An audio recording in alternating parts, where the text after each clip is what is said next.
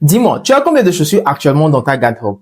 Tu me diras peut-être entre 5 ou 7. Mais ma vraie question même, c'est combien de ces paires font de toi un homme stylé? Parce que avoir une dressing complète, ce n'est pas une question de quantité, mais de choix stratégique. C'est pourquoi aujourd'hui, je suis là pour te donner les 5 paires de chaussures à avoir obligatoirement dans ta garde-robe pour être un homme stylé.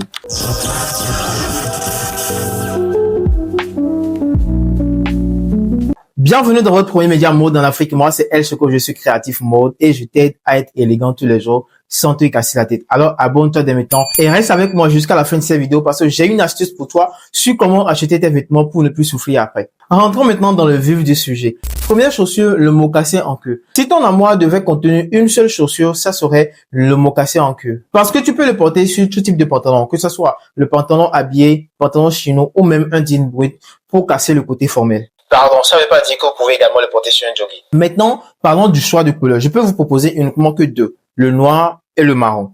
Mais ça dépendait également de votre garde-robe. Mais surtout pour une paire de qualité. Et petite astuce pour terminer cette première partie, essaie toujours de le porter sans chaussettes transparentes. C'est le petit détail qui fait toute la différence. Deuxième chaussure, le mocassin en deb. C'est le cousin plus cool du mocassin en cuir. Et il est plus parfait pour des looks décontractés chics. Petite clarification, ce n'est pas parce que j'ai parlé de décontracté que tu peux pas le porter pour aller au boulot. C'est un passe-partout également comme son frère en cuir. Mais par contre, lui te rend encore plus stylé sur les pantalons en lin ou carrément si tu veux réaliser des looks sans te compliquer la tête. Mais un petit rappel pour terminer, le dem te rend stylé, mais il est très sensible. Donc, il faut l'entretenir et pour ça, tu as besoin d'un boss spécialisé dem.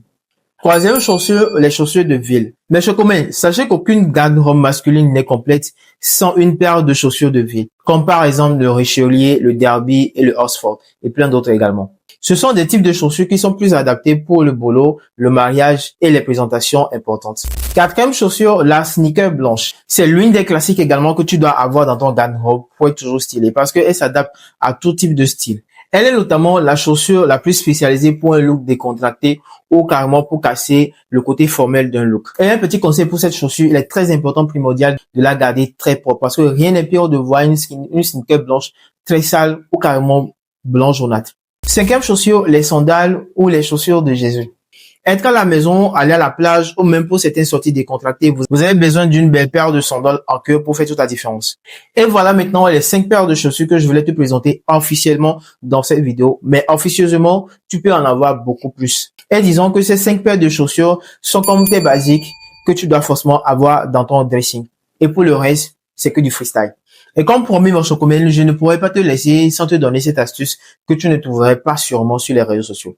Avant d'acheter tes prochaines chaussures, retiens bien ça. Tes deux pieds n'ont pas la même taille. Je ne sais pas si tu l'as déjà remarqué, mais il y a un de nos pieds qui est légèrement plus grand que l'autre. Donc, à chaque fois que tu vas maintenant acheter tes prochaines chaussures, tout d'abord, tu dois identifier cette chaussure, cette pied-là, qui est un peu plus grand que le second. Et c'est toujours avec ce pied que tu vas utiliser pour pouvoir tester tes chaussures à chaque achat. Parce que souvent, vous avez l'habitude, on a tous l'habitude de pouvoir aller au marché, aller acheter des chaussures et ça va très bien pour nous. Mais dès que vous rentrez à la maison, c'est en ce moment que tu remarques que ça me fait mal au pied. Mais pourtant, si tu avais bien identifié le pied qui est un peu légèrement plus grand que l'autre, c'est toujours avec ce pied-là que tu prendras pour pouvoir tester la chaussure au marché.